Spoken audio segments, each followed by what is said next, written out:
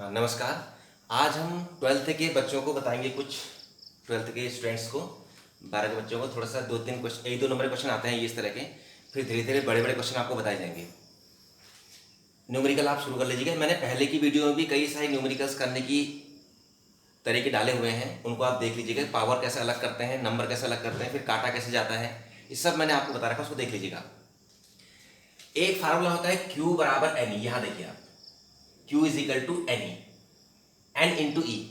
This mean n into E. Q equals to n into E. यहाँ Q होता है आवेश, n संख्या। ये संख्या इलेक्ट्रॉन्स की भी हो सकती है, ये संख्या प्रोटॉन्स की भी हो सकती है, किसकी भी हो सकती है संख्या। और E जो है वो एक इलेक्ट्रॉन का आवेश है, जिसका मान होता है ये, यहाँ लिखा है हमने 1.6 × 10⁻⁹ कूलम। ये प्रोटॉन का भी मान आवेश का यही होता है।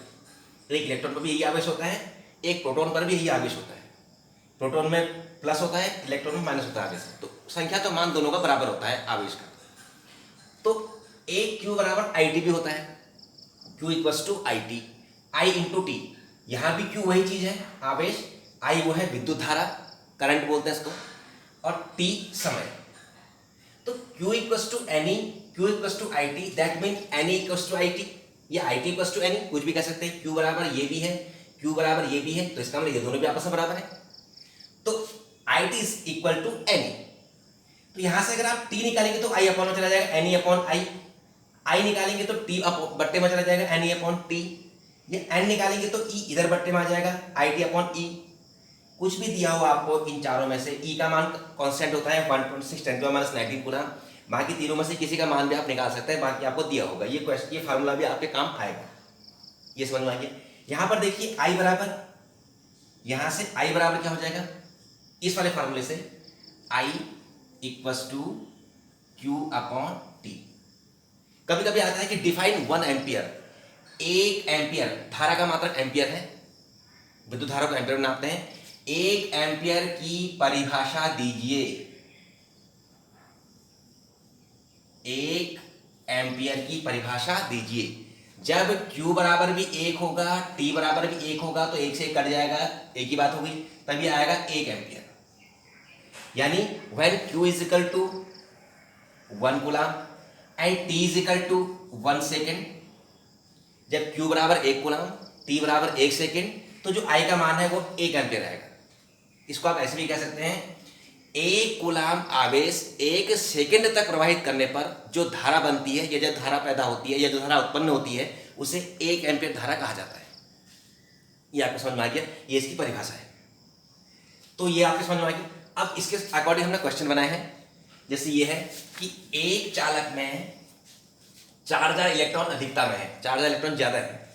इस चालक पर आवेश तथा इसकी प्रकृति ज्ञात कीजिए। देखिए, जब इलेक्ट्रॉन ज्यादा होंगे प्रोटॉन से, E means electron, P means proton, N से न्यूट्रॉन होता है, पता ही आपको। इलेक्ट्रॉन अगर प्रोटॉन से ज्यादा है तो उसकी प्रकृति ऋण आवेश की होगी। ऋण आवेश, तो ऋण आवेश होगा उसमें, क्यों? क्योंकि इलेक्ट्रॉन ज्यादा है ना। अगर प्रोटॉन ज्यादा है इलेक्ट्रॉन से, तो प्रोटॉन ज्यादा हो गया, प्लस ज्यादा होगा, तो उसकी प्रकृति होगी आपकी धन आवेश। किसकी होगी?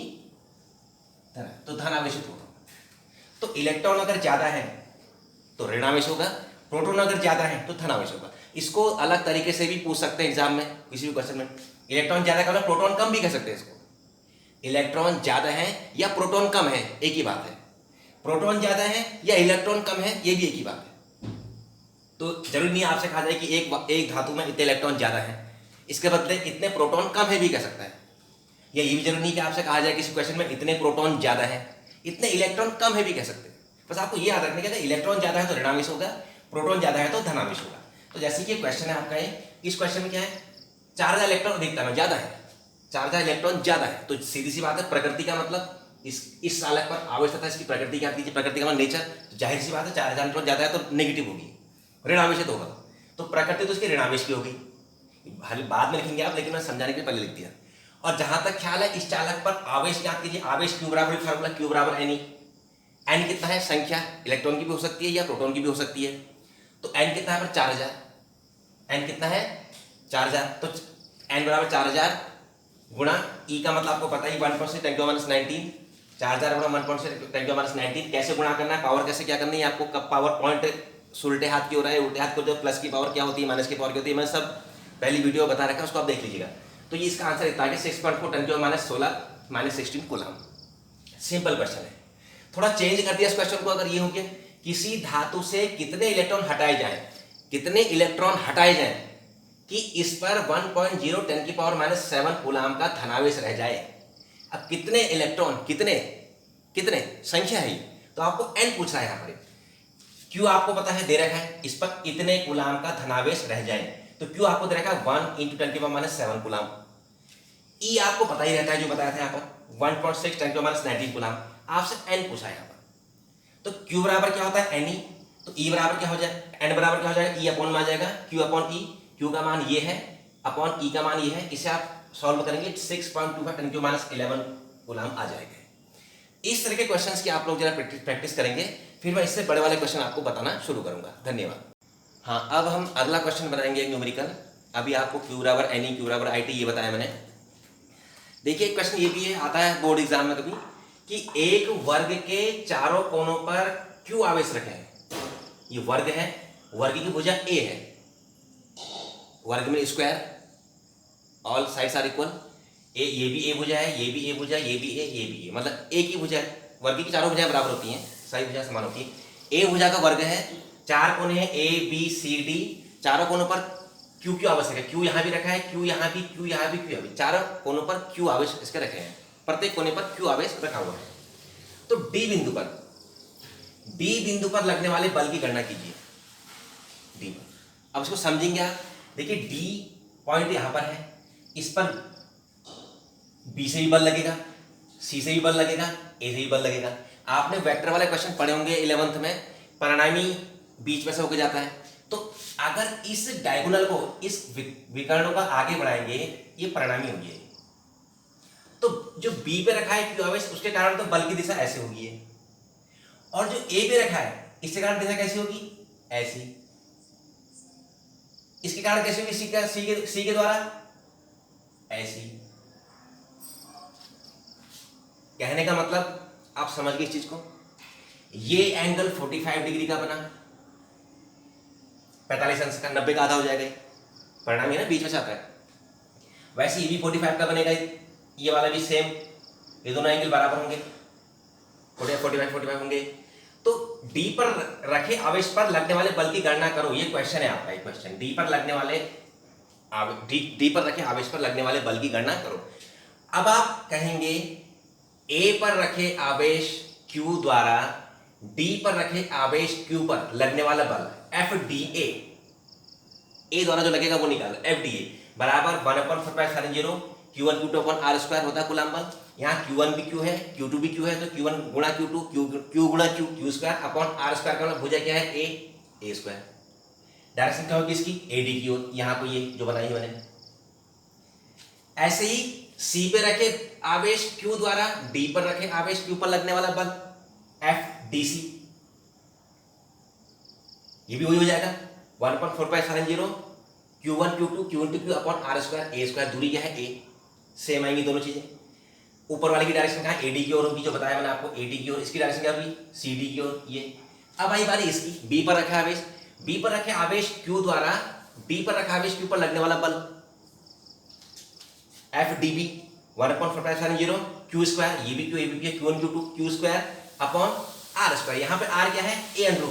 ये कैसे है, यहाँ से आइडिया आ जाएगा आपको। ये समकोण त्रिभुज है ADB, समकोण त्रिभुज ADB में 90 के सामने क्या हुआ है, DB का कर्ण, यानी DB का स्क्वायर इज इक्वल टू लंब का स्क्वायर A स्क्वायर प्लस आधार का स्क्वायर। आधार भी क्या है, A स्क्वायर। ये भी किसी को लंब किसी को आधार मानो आप, दोनों A है।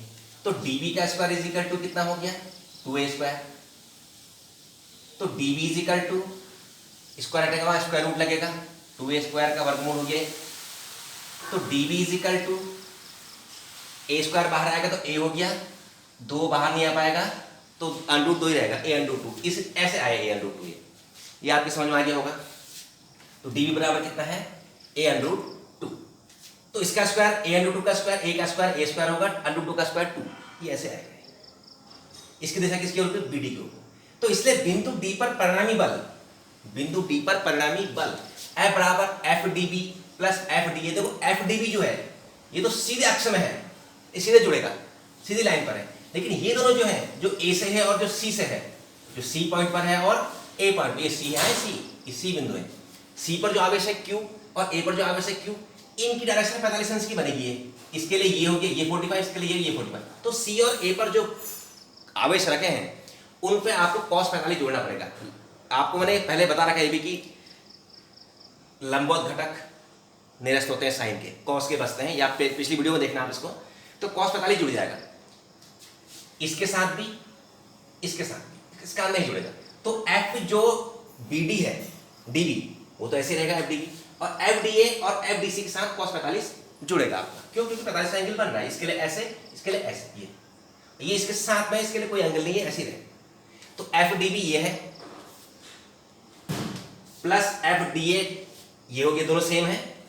cos 45 का मान 1/√2, एफ डी सी ये हो गया cos 45 का मान 1/√2। यहां पर से कॉमन क्या है, 1/4π कॉमन आ गया, और q square by a square common आ गया। अंदर क्या बचा, केवल यहां बचा 1/2 प्लस यहां बचा 1/√2, यहां बचा 1/√2। इसे आप सॉल्व कर लेंगे। 1/2 को ऐसे रहने दीजिए, 1/√2 प्लस 1/√2 आप करेंगे तो कितना हो गया, 2/√2।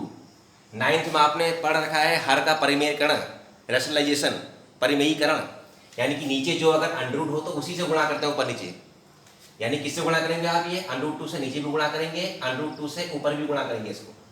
तो कितना हो जाएगा ये, 2/√2 अपॉन √2 2, 2 से 2 कट गया, कितना बचा है √2।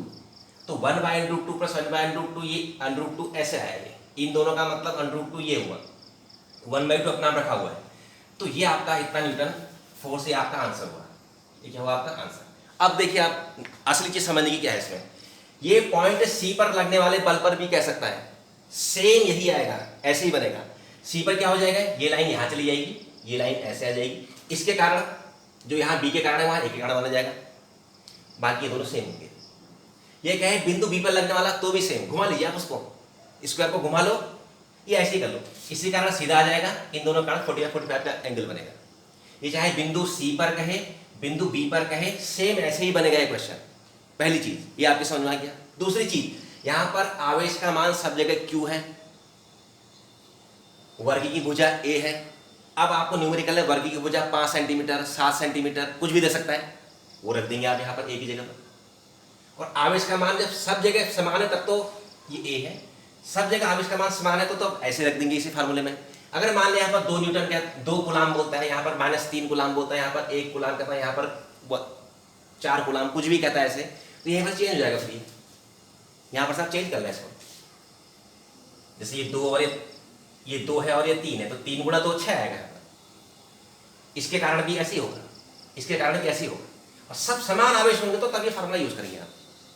कहने का मतलब ए के बदले भुजा आपको कुछ भी दे सकता है, ए के बदले भुजा रख देंगे आप, और क्यों अगर आपका मान चेंज करेगा, चेंज करके देगा, तो उसको आप यहीं पे चेंज कर लेना, यहीं पर चेंज हो जाएगा, जो जैसा है वैसा आएगा। यहाँ पर क्यू है तो क्यू स्क्वायर आता है, वहाँ पर जो 2 या 3 जैसा भी गुणा करके वैसा आएगा, ये आपसे हो जाएगा। इसको आप अपने मन से चेंज करके देख लेना एक बार, आप अपने मन से यहाँ पर कुछ रख के देख लेना, कैसे भी रख के देख लेना, आपसे एक क्वेश्चन बन जाएगा। ये आपकी समझ में आगे हो। धन्यवाद।